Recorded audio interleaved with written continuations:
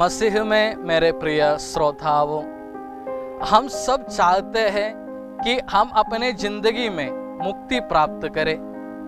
मुक्ति प्राप्त करने के लिए संसार के सभी लोग अपने अपने तरीके से लगे हुए हैं। धार्मिक क्रियाकलापों तथा भलाई के कार्यों द्वारा पुण्य कमाकर ईश्वर को खुश रखना हम सब चाहते हैं। आज का समाचार भी ऐसे ही बातों को याद दिलाता है। यीशु गांव में उपदेश देते हुए चल रहे थे। किसी ने पूछा, प्रभु क्या थोड़े ही लोग मुक्ति पाते हैं? तो प्रभु ने कहा, संगरे द्वार से प्रवेश करो। जब यही प्रश्न एक यहूदी गुरु से पूछा गया, क्या थोड़े ही लोग मुक्ति पाते हैं, तब उसने जवाब दिया, यदि 2 लोग ही चुने जाते हैं तो वे मैं और मेरा बेटा होगा।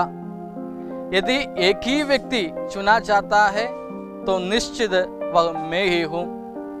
यीशु कहते हैं कि द्वार तो सबके लिए खुला है, लेकिन संगरा है। संगरे द्वार से प्रवेश करो।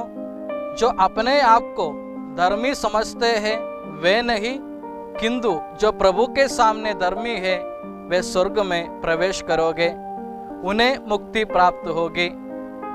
हम सब प्रभु के बारे में जानते हैं, लेकिन हमें सोचना चाहिए कि क्या मैं वही ईश्वर को मानता हूँ, आराधना करता हूँ और आदर सम्मान देता हूँ। क्योंकि वचन कहता है, जो प्रभु को जानकर मानते हैं वे मुक्ति पाओगे। जो अपने मुंह से नहीं आचरण से सही में प्रभु को खोजते हैं उन्हें ईश्वर प्राप्त होगे। जो लोग प्रभु पर विश्वास करते हैं वे स्वर्ग राज्य से बहिष्कृत होंगे, क्योंकि वे अपने विश्वास के अनुसार नहीं जी रहे हैं। जो परदेशी है, गैर यहूदी है, प्रभु के राज्य में प्रवेश करेगा, क्योंकि वे प्रभु को खोजते हैं और उन्हें वह मिल जाते हैं। इसलिए संत पौलुस कहते हैं, जो प्रभु के लिए परिश्रम करते हैं वह कभी व्यर्थ नहीं जाता। इसलिए निरंतर प्रभु का कार्य करते रहो। जो कुछ भी करे भातृ प्रेम से प्रेरित होकर करे। एक बार ट्रेन में सफर करते समय एक आदमी से मुलाकात हुआ। बातें करते करते उन्होंने अपने बैग से कई कॉपियां निकाल कर दिखाई, जिसमें लिखा था, यीशु यीशु यीशु। सालों से वह कॉपियां भर रहा था। कई करोड़ों बार उसने ईश्वर का नाम लिखा है। उसका हिसाब भी उनके पास है।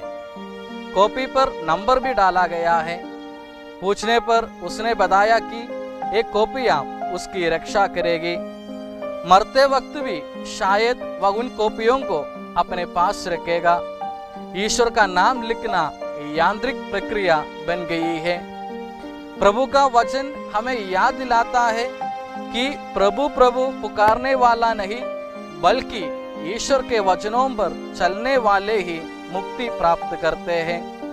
तो आइए मेरे प्यारे श्रोताओं, हम प्रभु से प्रार्थना करें, हे प्रभु यीशु, हमें स्वर्ग राज्य का वारिस बना दें। हमेशा आपके लिए और आपकी इच्छा के अनुसार जीवन बिताएं। चौड़े द्वार से नहीं, संगरे द्वार से चलकर आप तक पहुंचने की कृपा हमें प्रदान कीजिए। करुणामय ईश्वर हम सबको आशीष दे। आमीन।